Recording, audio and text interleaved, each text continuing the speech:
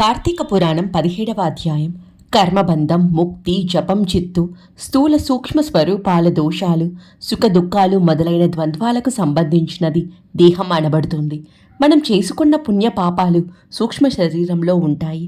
అది నశిస్తే కానీ ముక్తి రాదు. మాటల ప్రస్తావన వచ్చింది కాబట్టి ఈ విషయాల గురించి శివుడు పార్వతికి చెప్పిన విషయాలు చెబుతాను, విను. జీవుడెవడు? నీవే కదా. మరి నేనెవ్వడని అడుగుతావేమిటి? అహం బ్రహ్మం అంటే నేనే బ్రహ్మ అని అర్థం. దీనిలో సందేహమే లేదు అన్నాడు.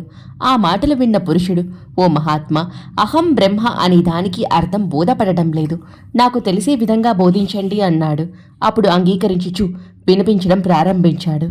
వ్యాకార్థ జ్ఞానానికి పదార్థం జ్ఞానం కారణమవుతోంది.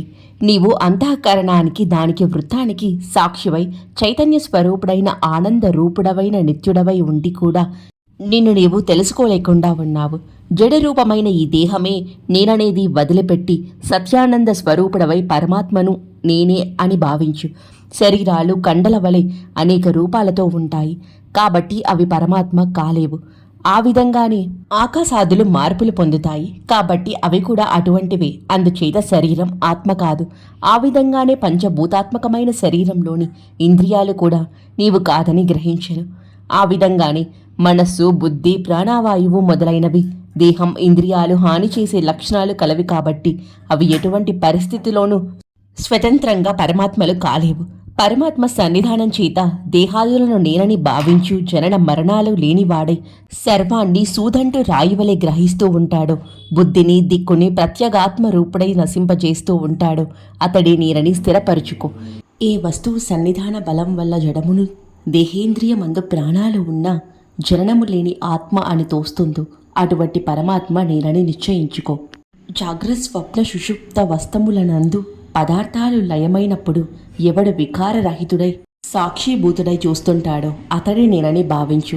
దీపం వేరు, వెలిగే అనిక్వమని ఏ విధంగా తోస్తుందో అదేవిధంగా దేహం వేరు, ఈ దేహంలో ప్రకాశిస్తున్న ఆత్మ వేరని గమనించి ఆత్మస్వరూపుడైన ఆ పరమాత్మనే ధ్యానించు. ప్రియాప్రియాలు, సుఖ దుఃఖాలు ఎవరికి సమానమో అంతటికన్నా మిక్కిలి ఈశ్వరుడే సర్వసాక్షి అయి ఎవడు వెలుగుతున్నాడో వాడేనని నిశ్చయించుకో. ఎవడు సాక్షి లక్షణాన బోధరూపుడో వాడే తత్వ పదార్థమైన వాడు అనబడతాడు. దేహం, ఇంద్రియాలు, మనస్సు, ప్రాణం, అహంకారం వీటికంటే విలక్షణంగా ఉంటాడు. త్వం పదాదుల చేత కూడా షడ్భన వికారాలు లేనివాడు. ఈ విధంగా త్వం పదార్థమును నిశ్చయించిన తర్వాత తత్పదార్థాన్ని వినిపించాలి. దానికంటే భిన్నం కాని రూపంతోనూ ప్రత్యక్ష శృతి చేతను సంసారం, దోషం, స్థూల మొదలైన లక్షణాలు లేనిదియును, అదృశ్యాద్య లక్షణాలు కలదియు, అజ్ఞానాంధకరం లేనిదియును, శాశ్వతమైనదియును, సర్వ పరిపూర్ణమైనదియును అయిన స్వరూపమును పరమాత్మ అవుతుంది. సర్వజ్ఞత్వం, సర్వేశ్వరత్వం, సంపూర్ణ శక్తిత్వం వేదాలలో ఎవనికి చెప్పబడి ఉన్నాయో వానినే ఆచరించు.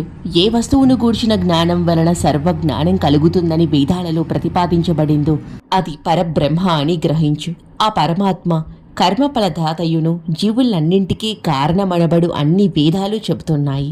జీవాత్మ పరమాత్మ అనే జ్ఞానం కలవాడే పరమాత్మ అవుతాడు. వాక్యంలో అతడు, ఇతడు అనే మాటలు ఏ విధంగా ఉంటాయో అదే విధంగా వాక్యార్థాలు పోల్చుకోవాలి. అది అర్థమయ్యే వరకు శమధమాది గుణాలు కలిగి ఉండటం తెలుసుకున్నటకు ప్రయత్నించడం అవసరం. గురూపదేశం వలన విషయం స్పష్టంగా బోధపడుతుంది. ఆత్మజ్ఞానం పొందటం కొరకు మంచి కర్మలు నిర్వహించాలి. చెప్పకుండా ఎవరు ఏ పని చెయ్యరు.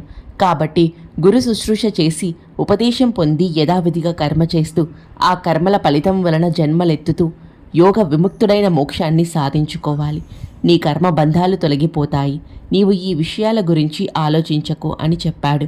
అంతా విన్న తర్వాత ఆ పురుషుడు మహా సంతోషంతో కర్మఫలం గురించి తెలుసుకోవాలని కుతూహలం కలవాడయ్యాడు.